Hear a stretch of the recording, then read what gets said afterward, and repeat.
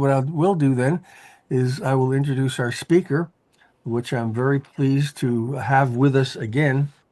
And we're scheduled later in the year, and we're ready for the schedule next year. But we'll be introducing Rick Barrett, and he's a regular contributor to the American Philatelist magazine. He was honored with a 2025 USS Barbara Mueller Award, which recognizes writer uh, with the best appearing article in the American Philatelist during the previous year. So it don't get no better than that.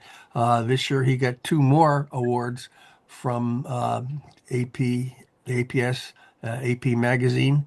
Very, very impressive, and we're fortunate to have him come with us. He has collected stamps for the past 58 years and worked at a stamp store for 3 years as a youngster. His first mail order ad was in 1972. He joined APS in 1982 and is a member of several other collecting societies. He loves sharing information and philatelic stories, many of them uncovered at the American Philatelic Library. He goes from Houston up to APS to do his research, so you don't get more dedicated in that area. His first book, Buffalo Cinderellas, and I always like to just show it. I recommend it highly. Can you see it? There you go. Yeah. Yeah. Uh, I really enjoyed it, and I have some of the Cinderellas actually in the book, so it's one of my prize possessions. But it was wonderfully received and won two awards, including APS Gold Medal Literature Award. High quality hardcover is available at APS Gift Shop and APS website. His Chatty Award-winning Stamp Chat presentation about the William Hale, The Wildlife of a Philatelic Swindler can be viewed on APS channel, and many other previous talks will be available on are available on our website under our YouTube channel. And you'll find that tonight's presentation will be on there shortly when Susan has edited it. Um, as I mentioned, Rick won two awards, coming out after Boston. But what makes me especially pleased is that he could attend tonight. He is on his second honeymoon, 3 hours away. And he says, Paul, I double scheduled. I said, well, what are you going to do? Double honeymoon versus us, you know. But he said, nope, he did it. But he said that's fine. But he says, we're going to be in the middle of nowhere. I don't know if I'm going to have Wi-Fi to get to you guys. So anyway, we had some backup ready. But when I saw Rick on schedule tonight, I knew that we're going to be in very good shape. So without any further ado, please join me in welcoming Rick Barrett to our presentation again. And Rick, I will turn it over to you. Rick, do you want questions during or after? Usually after is easiest for me. Um, Okay. and if someone Mhm. speaks up, we'll roll If, with it. That's if great. they can't hold it, yeah. And so just know what slide it's on, Yeah. and he'll be able to refer to that. And then we will mute and we'll be ready to go. And you're all set, Rick. Thank you. Share your screen when you're ready. Okay, great. I'll start out by thanking you, Paul, for those kind words. And yes, tomorrow's our anniversary, and we are in, as John Gurman knows, Central Texas in a town called Fredericksburg. Just got here about an hour and a half ago. So we're excited to spend a few days here. Thank you to the club members. I so enjoy seeing PSLC members whenever I can in Zoom meetings like this. I love it when I can in person as well. And thanks for other visitors that are here, John and Mike, especially. Thanks so much for supporting me. Um, tonight's presentation, I'm going to start the screen right now and then I can continue. So let's see. I go share here and we're going to click on this. Okay, are we good? Everyone can see Yes. that? Okay, You're good. great. Okay, now let's see. I'm going to go here. Okay. Um, tonight's as it says, the whimsical philatelic was named John Coulthard. I've been researching him for about 3.5 years, and this is only the second time I've presented on him, and it's since finishing last month. And I am so excited about this one. Driving home after sharing it with my Houston Stamp Club, I said, this guy was really fun. And it was just is one of the coolest guys that I've researched. So I hope that comes through in the story that I share tonight. And he was a lot more than a one-dimensional guy. So let's get going. John Coulthard was an American cartoonist, artist, painter, draftsman, and collector. And as an adult, for many years, he combined his interest in drawing cartoons with his passion of philately. His stamp collecting interests included meter strips, commemorative cachets, first day covers, funny souvenir stamps, humorous advertising work, and traditional graphic design for businesses.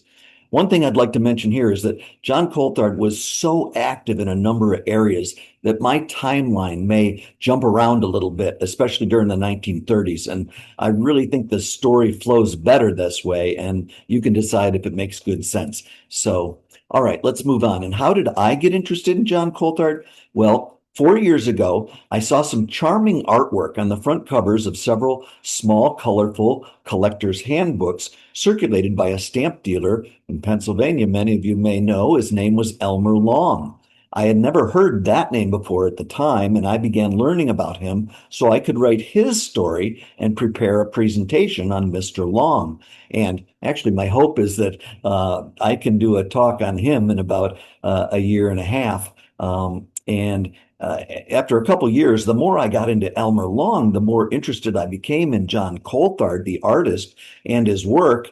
And so much material about each of them came my way that I simply had to separate the two men's stories. And Mr. Coulthard's tale comes first. So I'm going to start at the beginning and say that public records confirm that John Thompson Coulthard was born in Palo Alto, California, September 21st, 1903.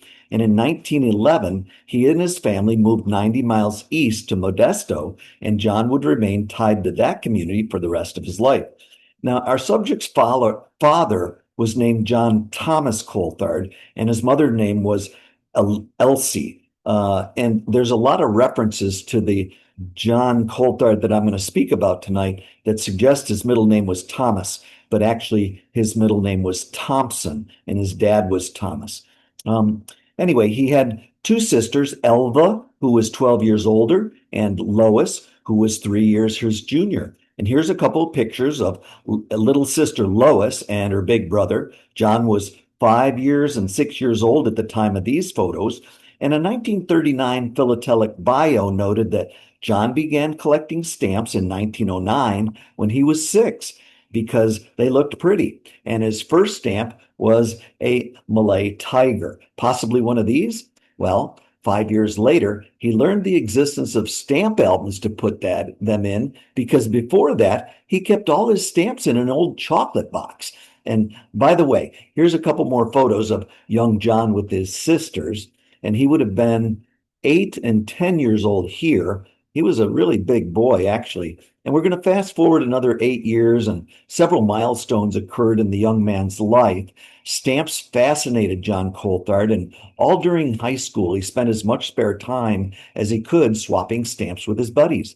And during those years, he didn't pass Latin, which was a requirement in his school system, so he made up his credits by enrolling in art. And in 10th grade, John took a correspondence course in cartooning, and that, of course, would serve him very well. And that passion actually caused him to set aside stamp collecting for about 15 years. And adversity struck sometime around then, too, as he broke his arm in 11th grade due to the swift kick of a horse. Health problems were actually a constant concern most of his life. His sister Lois said that John was ill since the age of 3, as pneumonia afflicted him several times. He also suffered from back and spinal ailments all through his adulthood. Coulthard worked on the high school yearbook and as the staff cartoonist, and I believe that he is sitting there right in the front row on the far left.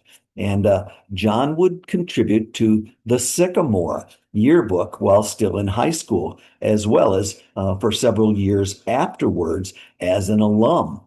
We can go in there. There's some of his earliest work with his name there at the bottom. And here's some of his amusing comics, which nicely punctuated the calendar section of the Sycamore. And one thing I zeroed in was how he signed his name to his work. These are early examples of his art, and his signature would change a few times over the years.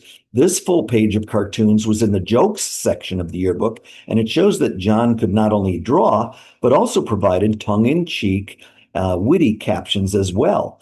And the Modesto Bee newspaper noted on October 4th, 1921, that Coulthard became editor-in-chief of his high school newspaper.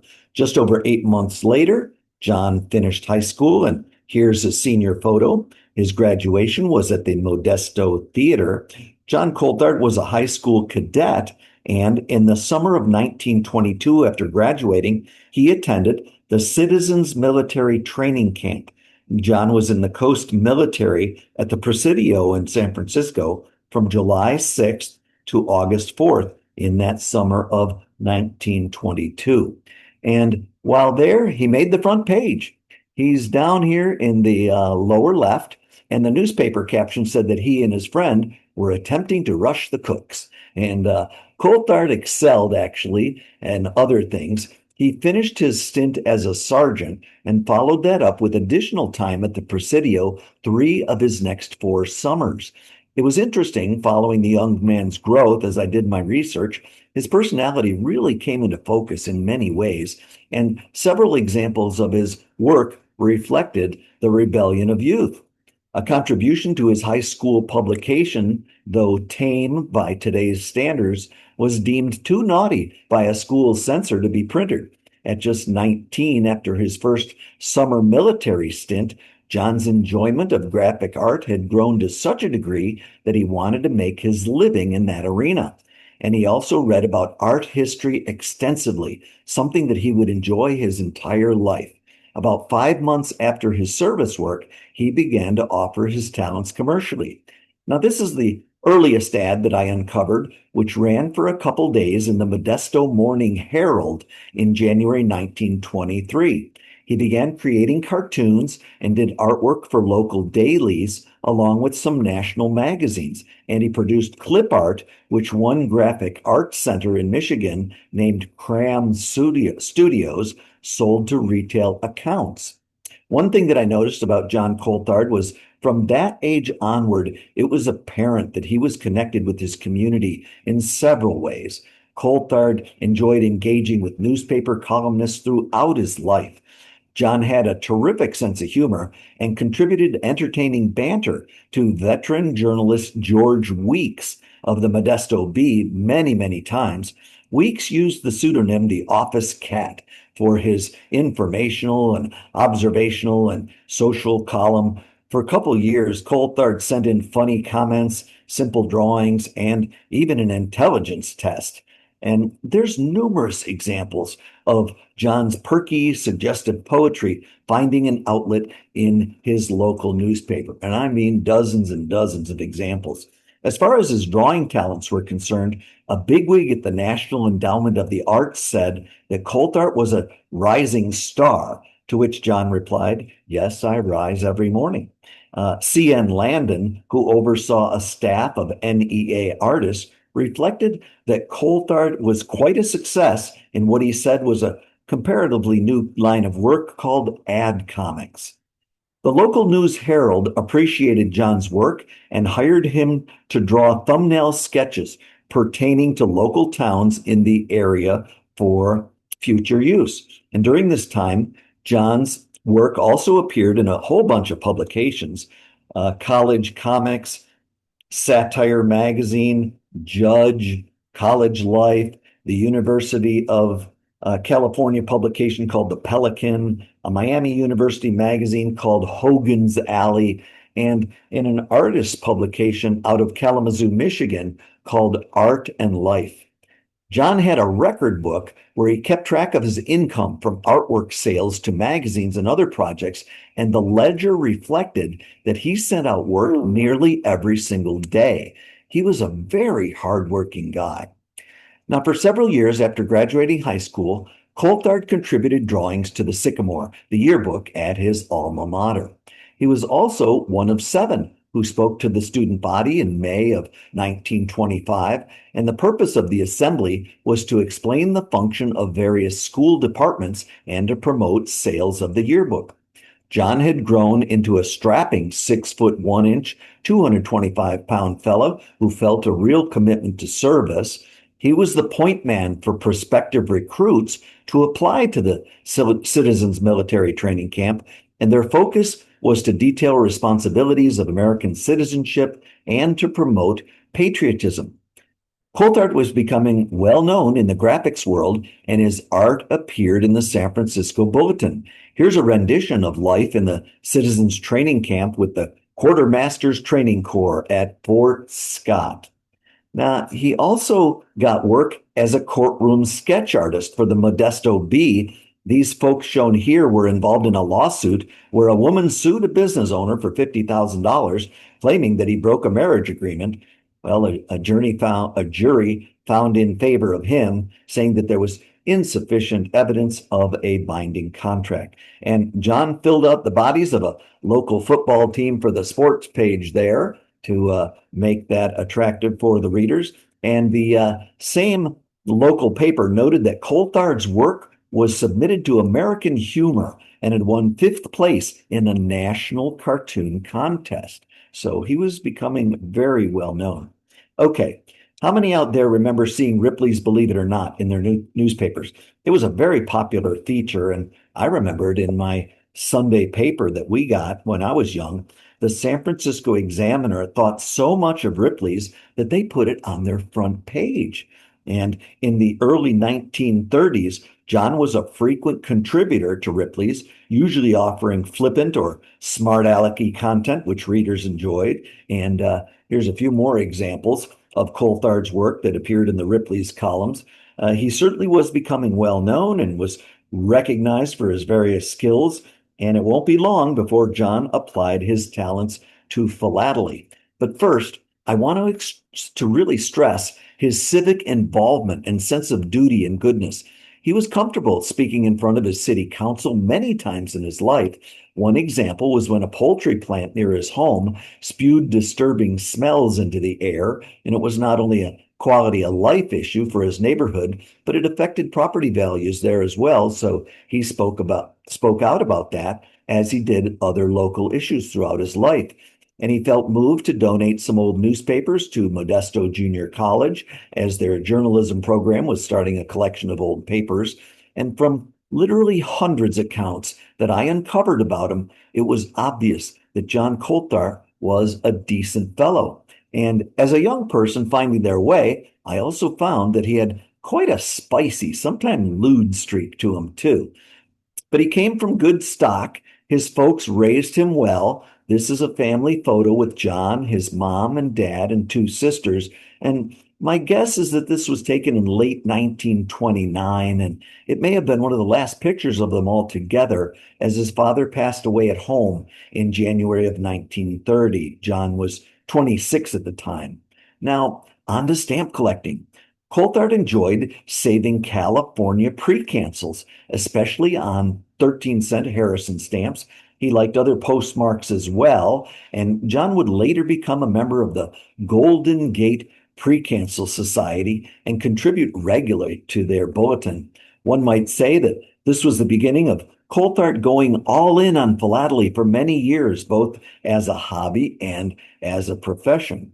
Now, during the Depression, John became active in his local stamp club, and he became president of the Stanislaus Stamp Club in 1934. Now, for reference, Modesto is a town in Stanislaus County.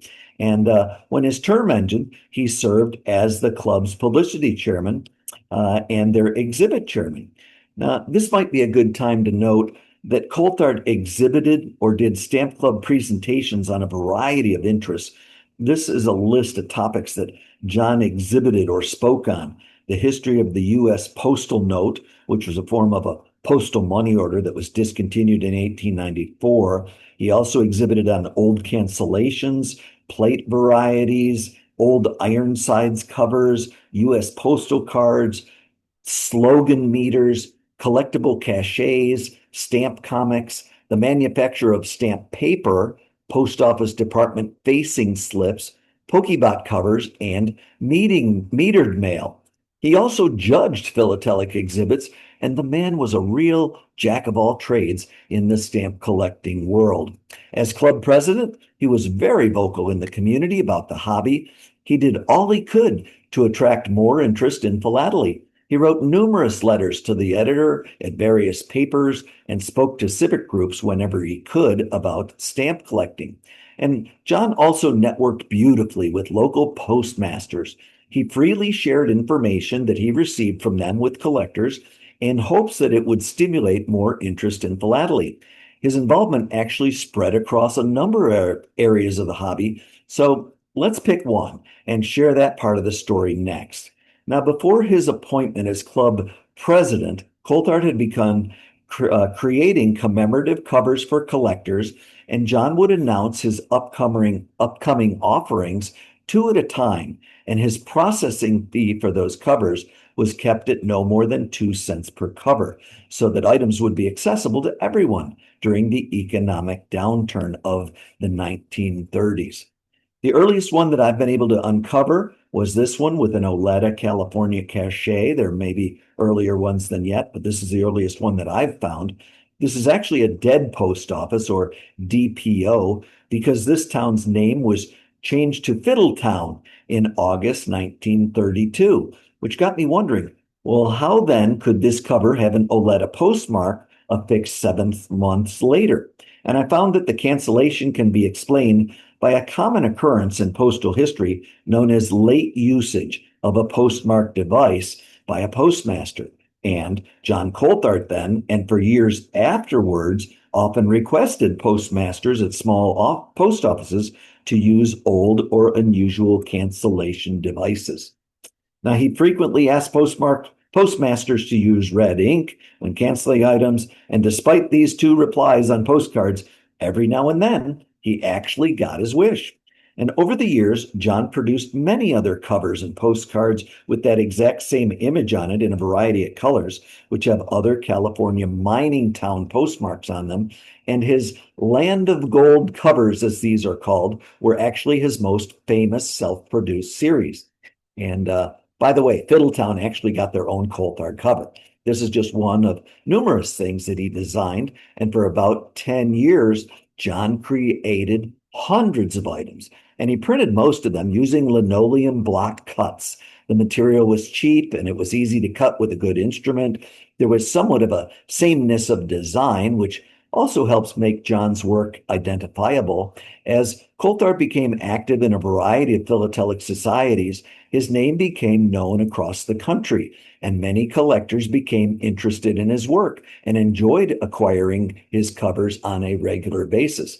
I can't tell you how many zillions of newspaper notices I found announcing the availability of an upcoming item. And most of the time, I could locate images of those covers online too. And over time, I saw dozens and dozens of them. This 1934 article notes that over 300 people across the country had sent covers to have the commemorative Coulthard cachet stamped on it. And here's some more examples of articles which let readers know of collecting opportunities thanks to John Coulthard's works. Folks were invited to send in their covers with postage on them that were addressed, hopefully on the right side, and then the cachet would be stamped on the left side by John, who had them postmarked and mailed. Now, his sister Lois later on said that this one shown is likely one of the hardest to find of all the Coulthard covers, the California Nevada GAR gathering there in Modesto. I like this one from 1935. Coulthard honored the first schooner named for stamp collecting, and he obviously had some great ideas and knew what people would enjoy. Now, there's a whole separate story where John was to travel on that ship in the Pacific for many months and process additional mail that organizers had sold in advance to collectors. Well, both John and the collectors were scammed, and the long-planned voyage never occurred. Now, the entire fascinating story can be found in the June 2024 issue of the American Philatelist, which I just reread. It is free online to APS members. It's the June 2024 issue of the AP. It is a great story itself about the whole ship there and the whole experience. Now, here's a cover for the 1936 air show in Modesto, and collectors could request that it be autographed too. Captain Royal signed this one, as did Clipper engineer Theron Griffin. Coulthard was very active, and his covers were becoming well known across the nation. Stamped columns in conventional newspapers, as well as philatelic journals, announced his various projects. And in 1936, 1,200 people had sent mail in for that previous air show cancel to be fixed to their covers. They went out to nearly every state in the Union, plus Canada and European countries.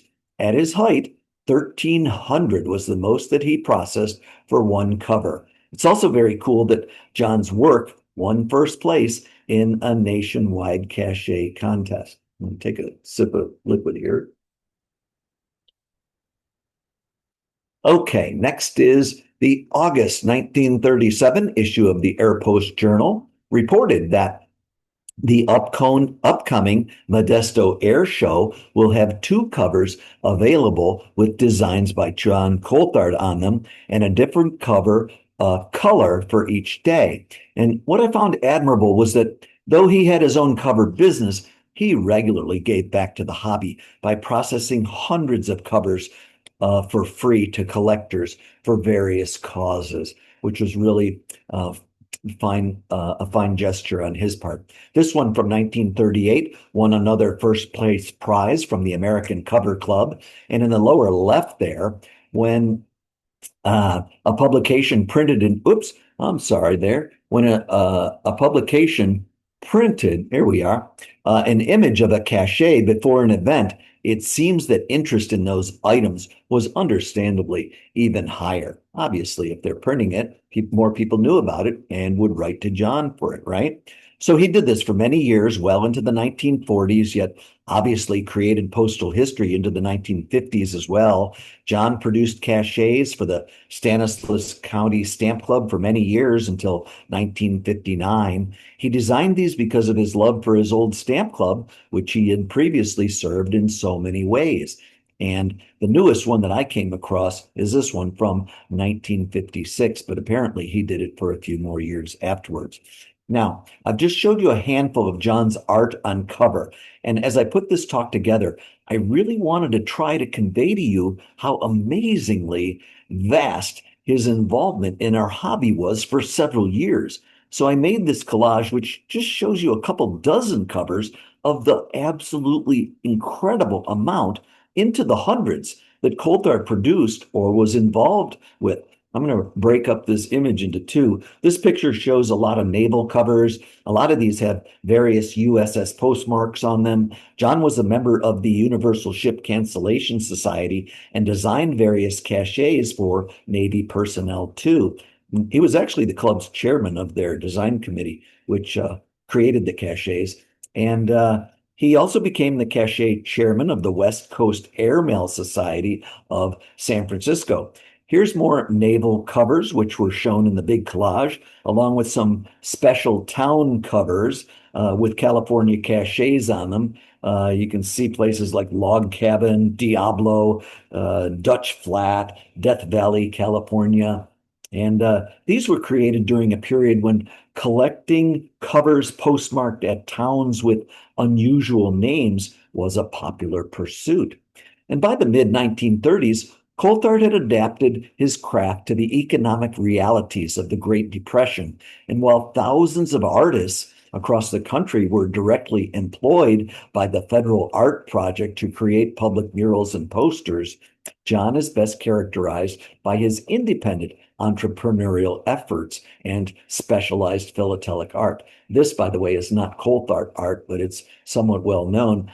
John's work during this period was prolific. He essentially created a niche for himself by combining his interest in stamp collecting with his skills in cartooning, which allowed him to maintain a steady career while many other artists relied solely on government relief programs.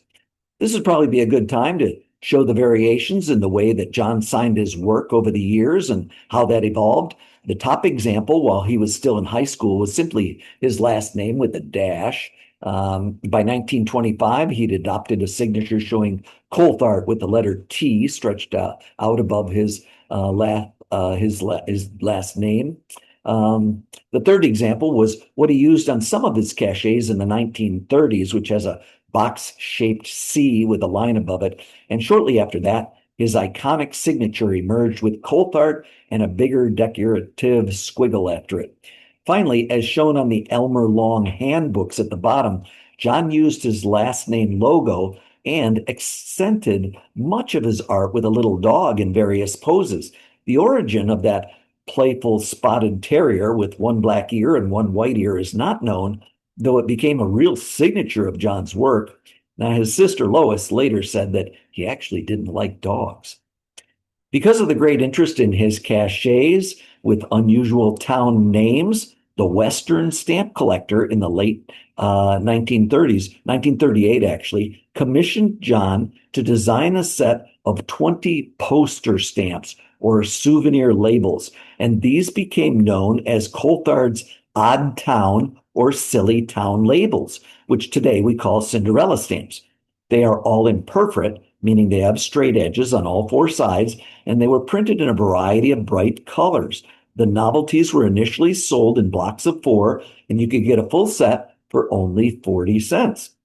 And here they are. The first 20 stamps were so popular that led to a second series, and the total set consists of 42 stamps, as there's a number 00 at the beginning, and for some reason, one numbered 7.5. And they're actually not all that expensive, and most can be found over time for, say, $5 to $10 a piece. And it took me about a year to put together a full set, and it's a fun thing to do.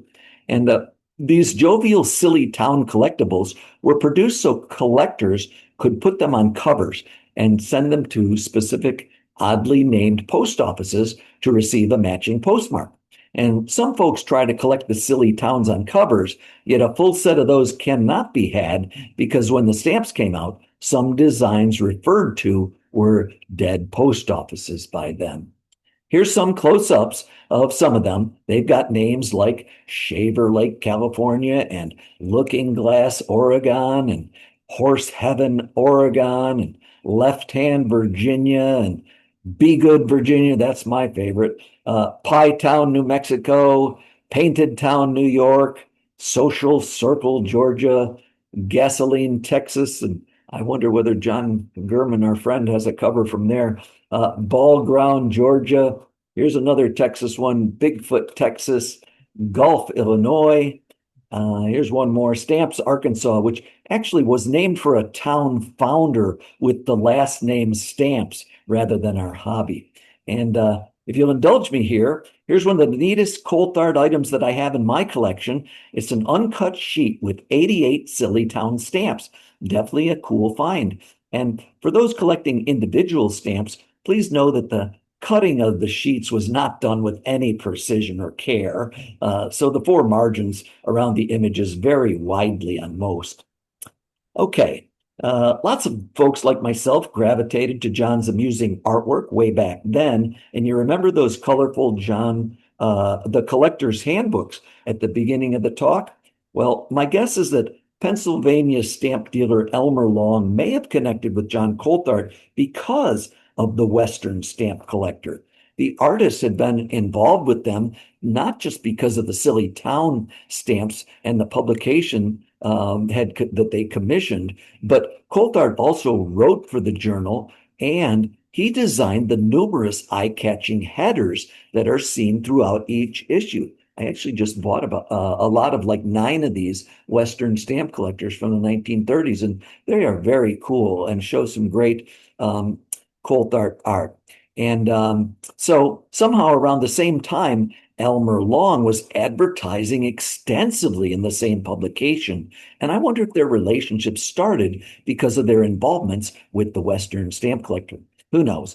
But Elmer Long did a whole bunch of large, centerfold two-page ads for his auctions, and regardless of what is known, is that Mr. Long enjoyed Coulthard's talents and he visualized a working partnership. Elmer Long would actually become John Coulthard's biggest philatelic related client. And years ago, when sellers tried to attract the attention of stamp journal readers, the usual method for standing out from other ads was to either use larger font or place a bigger ad. And Elmer Long thought that if he could get a chuckle from folks by offering entertaining artwork, it might build higher name recognition. And John Coulthard's ledger book showed that he sent Elmer Long a dozen ads in January 1937 to kick off their partnership, and he was paid $25 2 weeks later. Then in August the same year, he sent another dozen ads and got a $30 check from Mr. And the stamp dealer was an extensive marketer who placed numerous ads in local newspapers and national stamp journals every single month. And the artistic partnership between Elmer Long and Coulthard was so great that Long's ads had John's artwork from the 1930s until the mid 1960s. Coulthard's artwork was also on every Elmer Long collector's handbook from 1938 to 1964. Now, Wow. here's the as much of a set as I could put together. This picture was taken at the American Philatelic Research Library, and those handbooks are in their rare book room. I have 30 of them, and I'm actually looking for the ones before Coulthard art appears on the cover. There were a couple other holes in it, and I donated some duplicates I had. So together we're putting this thing together, and I'm certain I'll be able to fill in that bottom spot by the next time I go there. What I'm really pleased to own is some of John's original artwork. These measure about 6-inch square, and they came from someone who knew his sister Lois. They came from her estate. And after acquiring them, what has nicely fallen into my lap has been the actual printer's blocks, which were used to print those Elmer Long ads. And here's a close-up of the blocks, which are really interesting. They came from a dentist who had somehow acquired a number of them, and I obtained them from his son, who was processing his dad's estate. And I just feel really fortunate to have been able to pair up the original artwork that I have with the original printer's blocks. Okay, earlier a collage with a couple dozen Coulthard covers was shown with the hundreds of covers that he produced, just a few of them, right? Well, here's a collage of just a very few ads that John Coulthard created for Elmer Long. I simply took a snapshot of some that are in my online folders on my laptop here, and I believe by next year, the end of 2027, when I do my Elmer Long talk, I'll have images of over 1,000 different John Coulthard ads that Mr. Long ran for 30 years. I won't be able to do them all, but maybe I can put them on a site or something and share them that way. I'm literally going through page by page through several different stamp magazines that Elmer Long advertised in from the 30s to the 60s. And that's how I'm finding this amazing body of work. Here's a cool commemorative souvenir sheet that Long commissioned artist Coulthard to create. It was designed for the 100th anniversary of the first stamp being in Great Britain in 1841, and Elmer Long sold these sheets of 4 stamps for 10 cents apiece. Not a very flattering drawing of Queen Victoria there, yet the other images are fun. The names Long and Coulthard are fantastically intertwined, and I look forward to sharing even more work by Coulthard when I do my Elmer Long talk next year. All right, besides his own covers that he serviced, John Coulthard did contract work for other firms as well. Leo West of the Washington Stamp Exchange appreciated Coulthard's talent and marketed these 2 first-day cachets along with others.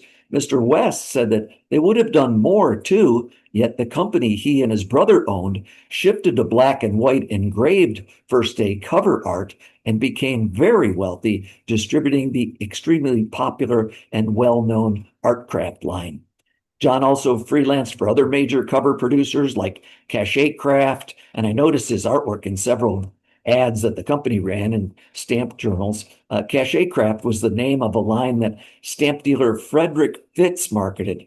There's some Coulthard art right there. Fitz was a significant, well-known cover producer. His body of work holds a distinct place in philatelic history for his longevity, as well as his quality designs and the artists that he connected with. Fitz had an impressive market share in the huge world of first day covers back in the day. So did Elmer Long, actually. Um, Harry Yore, and it's Iоор, but pronounced Yore, was a prominent first day cover dealer in the 1930s until death. And some collectors may be more familiar with Yore's covers sold under the Lynn print name. And there's certainly a lot of those out there. Here is one that Coulthard designed, and covers were just one area where John was active and well respected. And like before, with Ripley's Believe It or Not comics, John Coulthard regularly offered interesting ideas to J. Norman Lind, a well-known syndicated artist whose Vignettes of Life feature literally appeared in newspapers around the world each week. This one touches on various aspects of stamp collecting, which some of us may relate to, finding stamps in old trunks and stamps, and not one you can use on a letter, etc. Lynn thanked Coulthard at the bottom there and actually sent the original artwork to him for his own personal collection. And here's some more instances where John gave ideas to Mr. Lind, and as you can see at the top, I've blown up the credit that was given to John Coulthard each time. After hearing about Lind, a search result led me to the Architecture Library on the University of Houston Central Campus, and that's where I found this magazine, which has an ad for a company distributing architectural drawing tools. John Coulthard's art is there, which was drawn with a new Gillette 1290 ink pen. And I found this because the ad has a testimonial for the product to the right of it, written by J. Norman Lind, and John's work wasn't just domestic. These two cartoons appeared in the 1935 British publication called The Stamp Lover, and I'm very grateful to the Royal Philatelic Society for providing them. The article was titled Contemporary Philately in Cartoon and touched on John's regular artwork contributions to American stamp journals. And Coulthard was a columnist as well. He wrote for a number of publications, which included the Western Stamp Collector, Chamber Stamp Journal, Stamps Magazine, Lynn's Stamp News. John also contributed content to many other magazines when contacted. There he is, John Coulthard on the cover in 1939. Okay, so far we have learned about John's involvement with various stamp clubs and societies, his cachet designs and cover activities, his Silly Town stamps, his advertising art in philatelic circles and elsewhere. And another really big area of focus for Mr. Coulthard to note, and this is kind of out of order, which is how I mentioned at the beginning, was his extensive involvement and commitment to the Meter Slogan Associates. He was one of the hobby's most passionate and knowledgeable meter mail who embraced that area collecting in a huge way. And renowned Stamps Magazine columnist George Vandenberg called him one of the greatest living authorities in the field. And George noted, and if you get a compliment from George, that's huge. Mr. Vandenberg noted that Coulthard had one of the largest collections of such material in existence. And John was a founding member of the Meter Slogan Associates Society, as well as the editor of the association's bulletin. This was issue number 1. And here's a stamp that he created to use as a return address label on mail. And I wonder if there's a chance that the artwork actually wound up on a meter slogan too. I have no idea, but that certainly seemed logical. And note that John was member number 1 of the club. Coulthard was contributing to that Chambers Stamp Journal, writing about meter slogans, and wrote literally hundreds of other columns about meter slogans for Stamps Magazine and the very popular Weekly Philatelic Gossip. Once America entered World War II in 1941, by the way, like so many others, even at age 38, John proudly signed his draft card.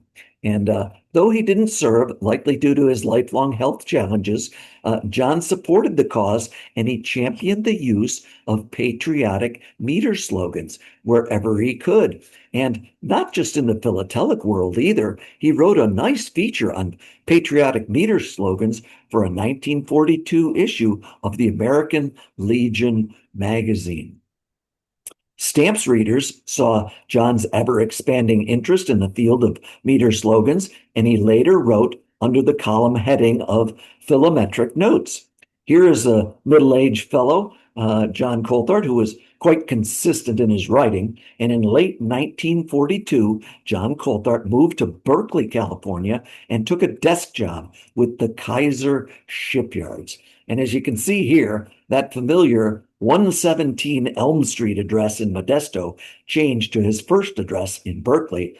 Eventually, it turned out that the position at the shipyards just wasn't for him, and after 16 months, he moved to San Francisco in November 1944 to open his own studio with temporary digs at 580 Market Street.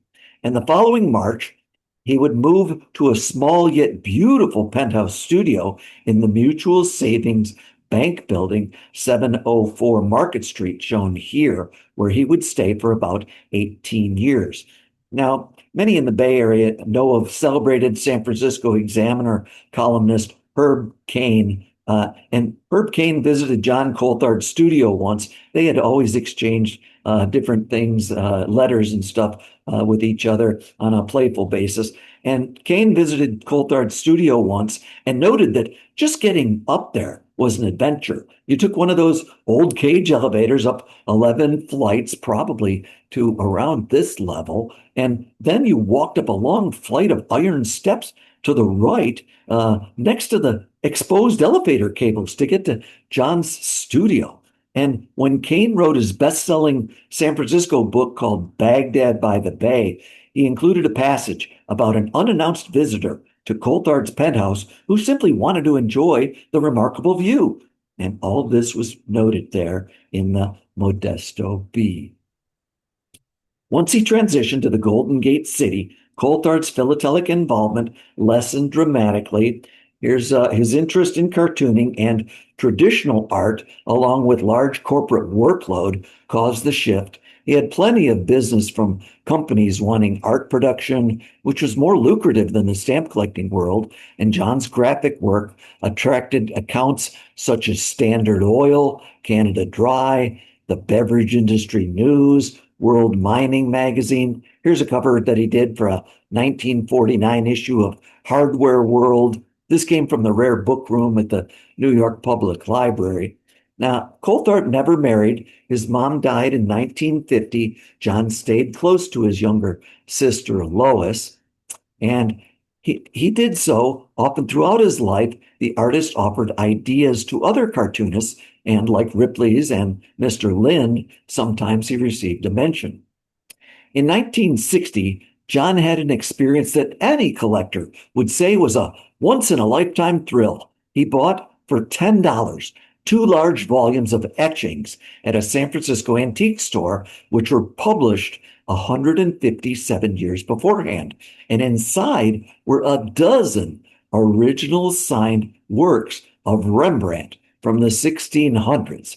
And the windfall had a value of several $1,000s, and all thanks to his acute awareness of art history. His serious passion was in contrast to the cartoon world that he made his living in, which provided his witty avenue of expression.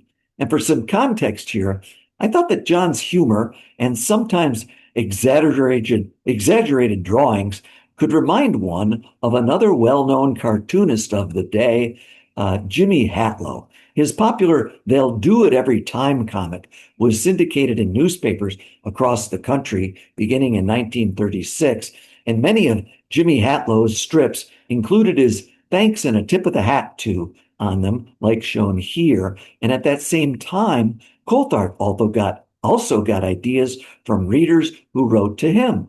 for which appreciation was noted in a similar way. Since Jimmy Hatlow worked for the San Francisco Call Bulletin, I wondered if he and John Coulthard ever met, and sure enough, they did. Here's a rare 1964 photo taken at the San Francisco Press Club, and the gathering was a rare moment where almost all of the major Bay Area comic strip talent representing both local newspapers and national syndication were in one room together. And I'm pretty sure that that's John Coulthard in the back row there on the right with the white hair, and that's Jimmy Hatlow in front of him with the cigarette. There's the picture again, and I believe that's those two fellas right there. All right, now, here's a nice photo of John in his San Francisco studio in the mid 1960s. Look at all the great artwork that he has framed on his walls. And one client of more than 20 years described John as a real lone wolf. And this photo kind of reflects that. And it was signed by John to well-known San Francisco Examiner editorial cartoonist and his close pal, Jim Ivey. And it's very cool to see him up close here, working on a project. And look at the books behind him there. John Coulthard traveled frequently between Modesto and the Bay Area to work in his studio, yet he also enjoyed the city and loved visiting art bookshops and libraries.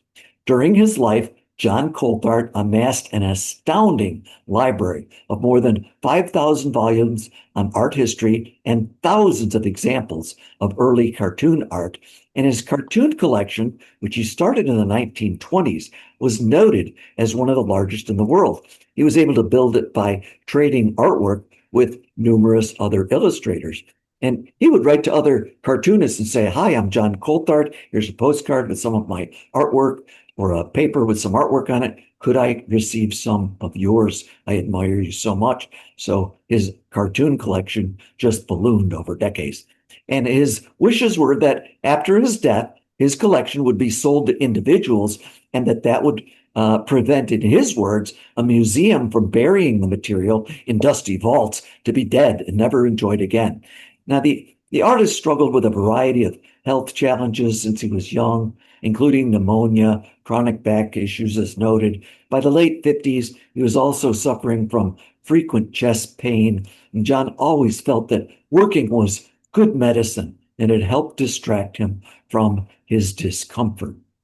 Saturday, September 24th, 1966 was a remarkably warm and clear day in San Francisco, which was a nice departure from a usual fall day with intermittent fog. And John Coulthard collapsed that afternoon while walking there on Market Street. Passers-by tried to help, and one found that he was lying on a bottle of nitroglycerin tablets. And he passed away a little while later at San Francisco General Hospital. I was able to find that the attending physician noted that the cause of death was a heart attack due to complications because of diabetes. Funeral services were held 4 days later. He was buried in Houston, California. That's 10 miles from Modesto. And while his philatelic activities covered a couple decades, his impact in many circles was quite profound. The World of Comic Art magazine printed a beautiful, heartfelt, full-page obituary written by his friend. That's former editorial cartoonist Jim Ivey. Many philatelists today know the name John Coulthard and recognize his distinctive artwork. Interest, especially in his cachets, silly town stamps, it remains pretty high. So much so that a company in Seneca Falls, New York, has produced several commemorative covers, which have deluxe cancels showing previously released Coulthard artwork. The top entry shows John's original 1937 art, and the bottom one from 2009 has a deluxe cancel using the same image. And apparently, demand was so good that 3 other flashier covers were produced in 2015, 16, and 17 with cancels that show that same original Coulthard Alcatraz Pelican artwork. Now, fascination with this talented man's work lives on. One barometer is that at any time, there's between 150 John Coulthard items offered on eBay. And right now, there's several with his own handwriting on them. Sister Lois inherited and gradually sold or gave away many philatelic items before she died in 1990. And in closing, I'd like to specifically thank two fellows who've shared a lot of terrific John Coulthard information with the philatelic community over the years. Tom Miner is the president and very active member of the Poster Stamp Collectors Club, and you can read a really fine Coulthard article on his club's website. And Douglas Henkel has put some terrific Coulthard content on a web page. It is part of the U.S. First Day Cover Cachet Display catalog site, and you can Google that or John Coulthard or Doug's name if you'd like to check everything out. Tip of my hat to both Tom Miner and Douglas Henkel for all their work in archiving. John was a pretty cool guy who contributed an immense amount to the hobby that we all love. I am so grateful I was able to do a deep dive into his life and share his magic with you. And that's it. Thank you so much for listening, and I hope you've enjoyed tonight's story. And I'm, of course, happy to answer any questions you may have. And, if there's no questions, I'd be very interested in hearing your thoughts about John Coulthard. So I'm going to stop the share, and there we go. Very good. Thank you so much, Rick. Really. Thank You know, you. you share some of the best of the people and some of the biggest scoundrels, going back and forth. And I'm always impressed with the richness that you do in your research. I mean, wow, that's impressive.